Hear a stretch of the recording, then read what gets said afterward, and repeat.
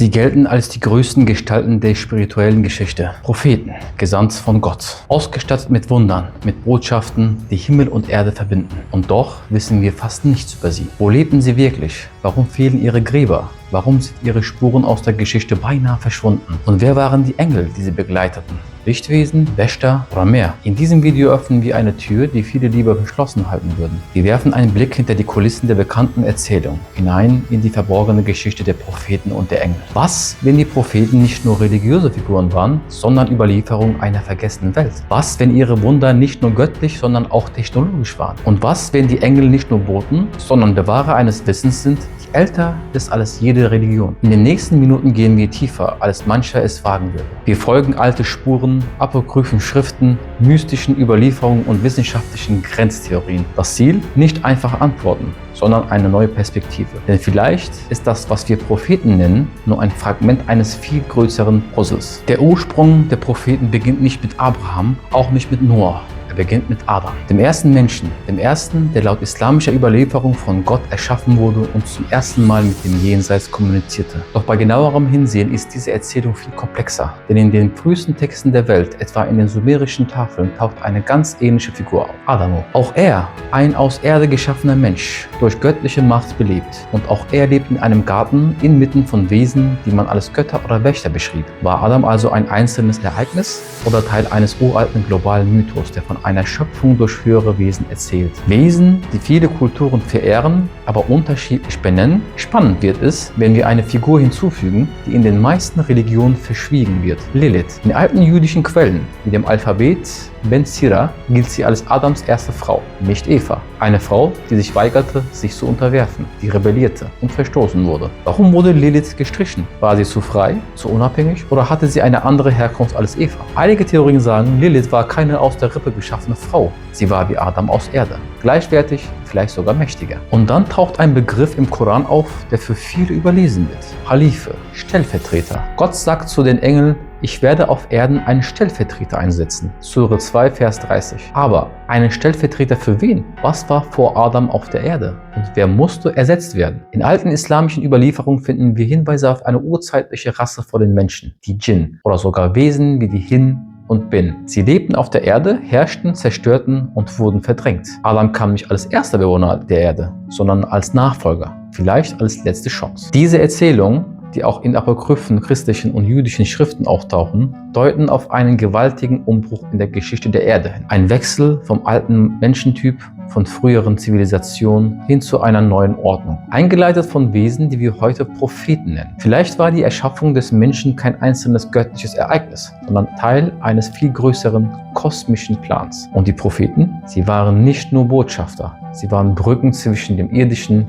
und dem, was davor kam. Im Islam heißt es, dass Gott insgesamt 124.000 Propheten auf die Erde gesandt hat. 124.000. Doch wenn wir heute fragen, wo sind sie, bleiben nur eine Handvoll Namen übrig. Bekannte Figuren wie Moses, Jesus, Mohammed, Abraham. Wo sind all die anderen? Warum kennt sie niemand? Warum gibt es keine Aufzeichnungen, keine Grabstätten, keine klaren Spuren in der Geschichte? Ein solches Schweigen wirft Fragen auf. Vielleicht liegt es nicht daran, dass sie nicht existierten, sondern daran, dass sie anders erinnert wurden. In vielen Kulturen erscheinen götterähnliche Gestalten, die Wunder vollbringen, Wissen bringen und ganze Zivilisationen formen. Die alten Ägypter sprachen von Thoth, der das Schreiben lehrte. Die Sumerer von Enki, der den Menschen Ordnung brachte. Die Inder verehrten Krishna, die Chinesen Fuxi, die Griechen Orpheus. Diese Figuren treten mit übernatürlichen Fähigkeiten auf, sprechen mit dem Himmel, verändern Naturgesetze. Sie leiten, warnen, lehren. Sind das nicht prophetische Rollen? Was wäre, wenn viele dieser vergessenen Propheten nicht verloren sind, sondern unbenannt oder umgeformt? Vom Propheten zum Halbgott, vom Weisen zum Mythos, vom Boten zur Legende. Vielleicht haben Religion, Politik und Geschichte sie neu verpackt, angepasst an das Weltbild ihrer Zeit. In den apokryphen Schriften wie dem Buch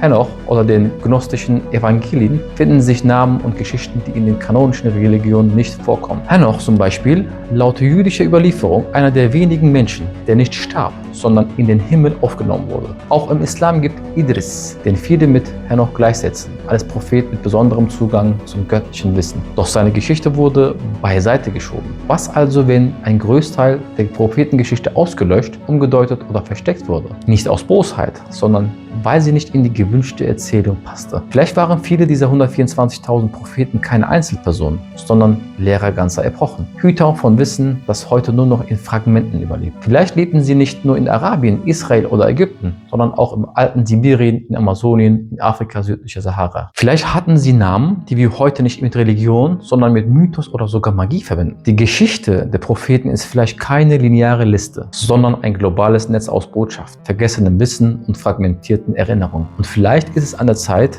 dieses Netz wieder sichtbar zu machen. In allen großen Religionen sind sie präsent. Engel in weißen Gewändern mit Flügeln voller Licht und Reinheit. Doch was oder wer sind sie wirklich? Und was war ihre wahre Rolle in der Geschichte der Menschheit? Der Koran beschreibt sie als makellose Wesen, die Gott niemals widersprechen. Im Christentum gelten sie als himmlische Boten, im Judentum als Hierarchien, von Seraphim bis Cherubim. Aber die alten Texte erzählen mehr, viel mehr. Im Buch Enoch heißt es: Und es kamen Engel vom Himmel herab auf den Berg Hermon, und sie nahmen sich Frauen von den Menschen. Diese gefallenen Engel wurden später als Nephilim bekannt. Riesen, Halbgötter, Mischwesen. Sie lehrten den Menschen Metallverarbeitung, Kräuterkunde, Astronomie, sogar Krieg. Sind das noch Engel im klassischen Sinn oder Wesen mit einer anderen Herkunft? Vielleicht aus einer anderen Dimension oder einem fernen Ort im Kosmos. Im Koran heißt es: Und wir haben die Engel aus Licht erschaffen. Nicht aus Erde wie die Menschen, nicht aus Feuer wie die Djinn, sondern Licht, eine andere Substanz, eine andere Natur. Was, wenn dieses Licht nicht nur symbolisch ist, sondern eine physikalische Qualität beschreibt? Ein Zustand jenseits unserer dreidimensionalen Wahrnehmung. Wesen, die wie Protonen gleichzeitig überall sein können, durch Raum und Zeit.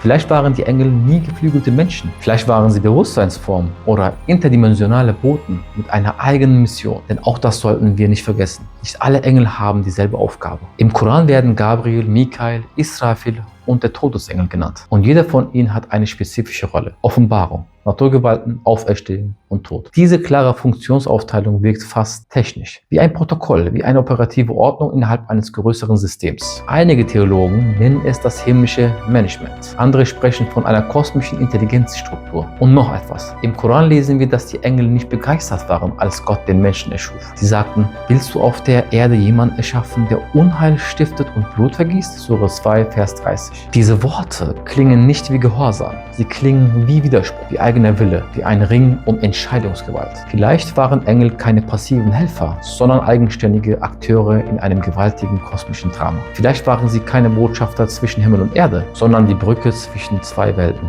die wir gerade erst beginnen zu begreifen. Wenn Engel die Boten des Himmels sind und die Propheten die Stimmen Gottes auf Erden, dann stellt sich eine entscheidende Frage. Wie tief war ihre Verbindung und wer führte eigentlich wen? In fast allen überlieferten Prophetengeschichten tauchen sie auf. Engel, Begleiter, Offenbarer, Mahner, Lehrer. Gabriel, der Engel der Offenbarung, erscheint Abraham, Maria, Moses und ist der ständige Begleiter des Propheten Mohammed. Aber war Gabriel wirklich nur ein Bote oder ein Lehrer, ein Wächter, vielleicht sogar ein Prüfender? In manchen Überlieferungen erschien er nicht einfach nur, er testete, stellte Fragen, gab keine klaren Antworten, sondern forderte Entscheidungen. Die Beziehung zwischen Propheten und Engeln wirkt oft nicht wie eine Einbahnstraße. Sie ist dynamisch. Der Prophet hört, aber auch zweifelt, fragt, zögert. Als Mohammed auf dem Berg Hira seine erste Offenbarung erhält, fällt er nicht in Ehrfurcht auf die Knie. Er zittert, er rennt nach Hause. Er sagt: Ich fürchtete, wahnsinnig geworden zu sein. Er wird umhüllt, beruhigt, aber auch herausgefordert. Das ist kein passiver Empfang. Das ist ein Bruch,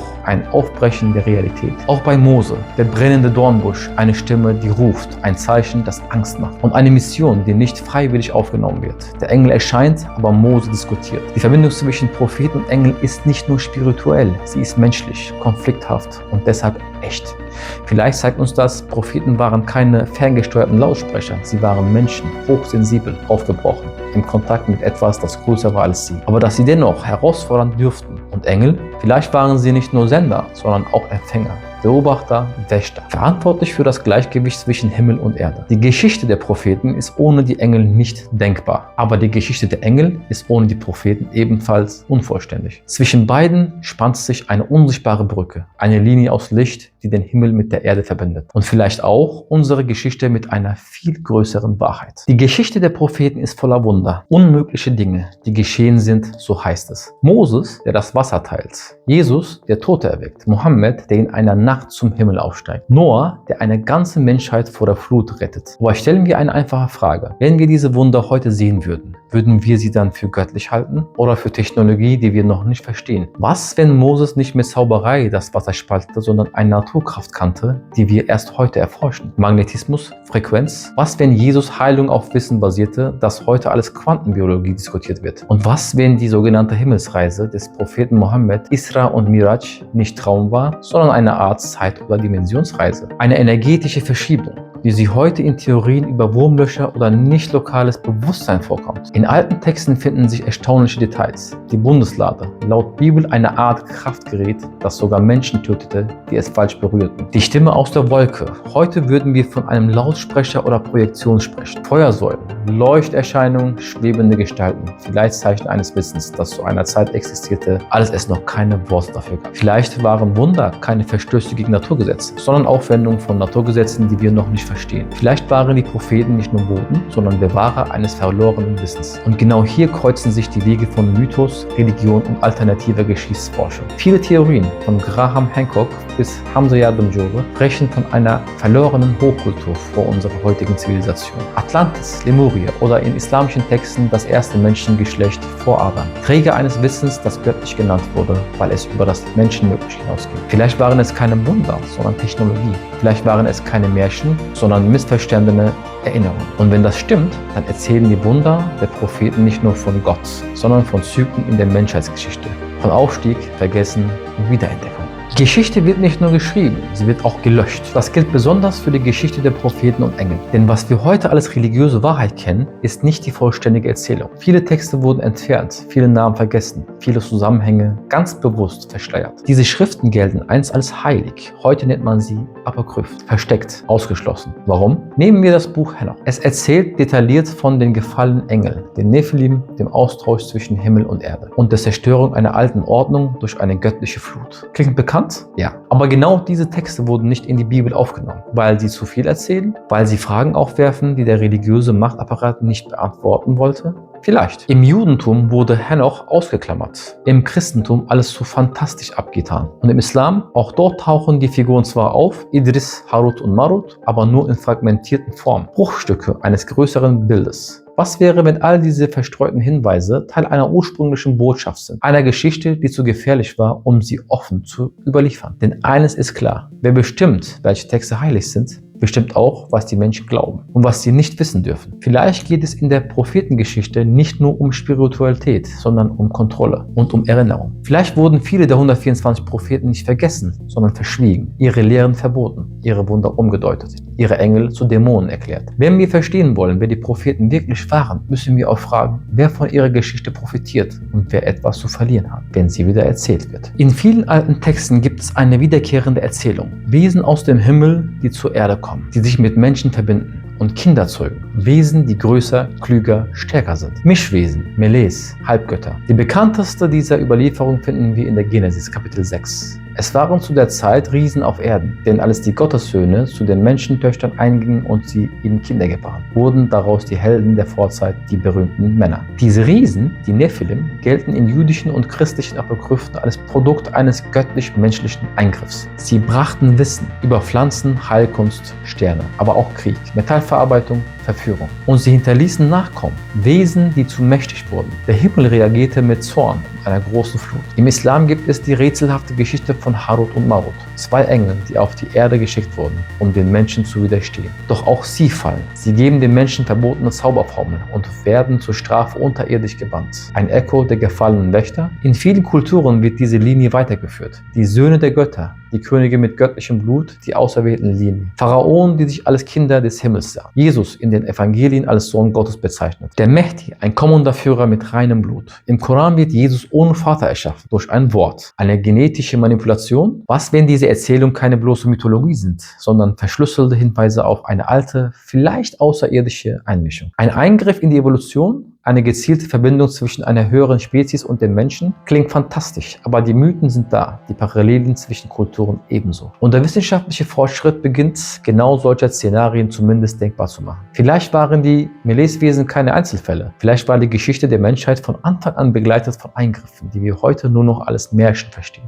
aber die einst Realität waren. Wenn Engel Kinder zeugen konnten, wenn göttliches Blut in menschlichen Linien weitergegeben wurde, dann ist die Geschichte der Propheten nicht nur spirituell, sondern vielleicht auch genetisch und viel näher an uns, als wir je geglaubt hätten. Wenn wir einen Schritt zurücktreten und auf alles blicken, was wir gehört haben, Propheten, die plötzlich auftauchen, Engel mit festgelegten Rollen, Wunder, die die Naturgesetze umkehren, Mileswesen, Blutlinien, verborgene Bücher, dann stellt sich eine letzte Frage. Geht es hier wirklich nur um Spiritualität? Oder um etwas Größeres, eine Struktur, ein Plan? Was, wenn diese Geschichten nicht unabhängig voneinander stehen, sondern Teile eines gigantischen Systems sind? Eines Zeitplans, der über Generationen hinweg entfaltet wird. In nahezu jeder Religion gibt es diese Idee. Zeiten des Chaos, dann kommen Lehrer, Propheten, Warnung. Zeiten des Falls, dann Rettung. Zeiten der Lehre, dann ein neuer Zyklus. Vielleicht folgt Geschichte nicht nur politischen und wirtschaftlichen Kräften, sondern spirituellen Wellen. Wie Zeiten des Bewusstseins, in denen Propheten auftauchen, Engel eingreifen und Wunder die alte Ordnung durchbrechen. Einige Gläubige, dass die Menschheit längst Teil eines verborgenen Plans ist, nicht fremdgesteuert, aber begleitet. Nicht unterworfen, aber beobachtet. Vielleicht ist hier der große Umbruch, jede Offenbarung, jedes Wunder ein Puzzlestück in einem göttlichen Zeitmechanismus. Und wenn das stimmt, dann leben wir vielleicht nicht zufällig in einer Epoche, in der all dieses alte Wissen langsam wieder auftaucht, in der die verborgene Geschichte nicht nur entdeckt wird, sondern wieder beginnt. Vielleicht waren die Propheten nicht die Vergangenheit, sondern die Vorbereitung. Und wir leben im Moment, in dem sich der nächste Schleier lüftet. Worte sind Werkzeuge,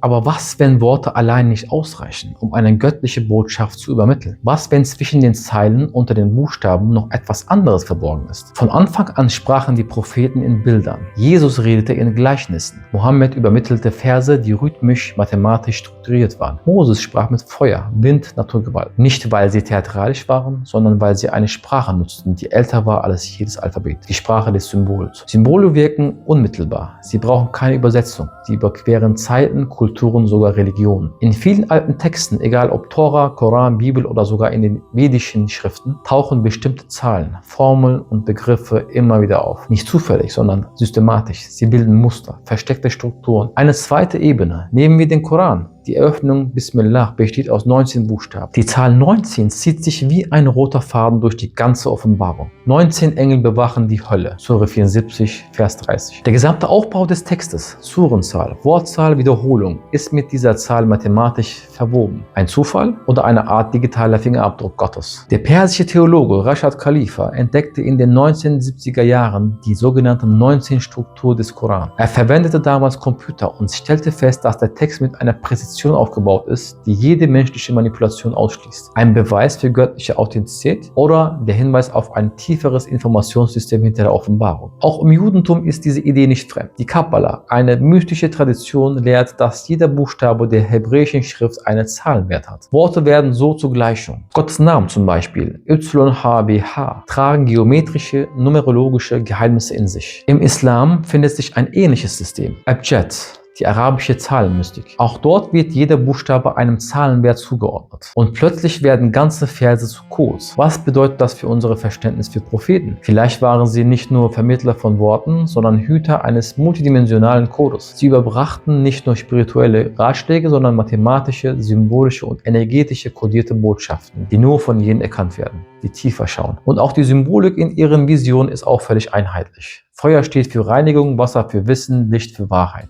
Der Berg für die Erhebung des Bewusstseins. Der Himmel, nicht als Ort, sondern als Zustand. Was, wenn all diese Elemente nicht nur Metaphern sind, sondern Bausteine einer uralten Sprache, die der Mensch heute wieder lernen muss? Vielleicht war die göttliche Botschaft nie nur dafür gedacht, gelesen zu werden, sondern um sie zu entschlüsseln. Vielleicht sind die heiligen Texte keine Lehrbücher, sondern Schlüssel zu etwas Größerem. Etwas, das mit Geist, aber auch mit Zahl, Struktur, Geometrie zu tun hat. Viele Propheten sprachen in Gleichnissen, weil die Wahrheit nicht linear ist. Sie ist verschlüsselt, vielschichtig und nicht jedem offenbar. Wenn Worte die Form sind, ist der Code die Energie dahinter. Vielleicht beginnt Offenbarung da, wo das Lesen aufhört und das Erkennen beginnt. Wenn wir zurückblicken auf das, was wir gemeinsam erkundet haben, bleibt nicht nur eine Geschichte zurück, sondern ein Muster, eine Linie. Ein Ruf, der sich durch Jahrtausende zieht. Propheten waren mehr als bloße Verkünder. Sie waren Wegweiser auf Schnittpunkten zwischen Himmel und Erde. Sie kamen nicht, um uns nur Regeln zu bringen, sondern um Erinnerungen zurückzubringen. an das, was wir vergessen haben oder was uns vergessen gemacht wurde. Und Engel? Vielleicht waren sie nicht nur Begleiter, sondern Zeugen einer Wahrheit, die unser Denken sprengt. Wesen aus Licht, aus Frequenz, aus einer anderen Sicht der Wirklichkeit,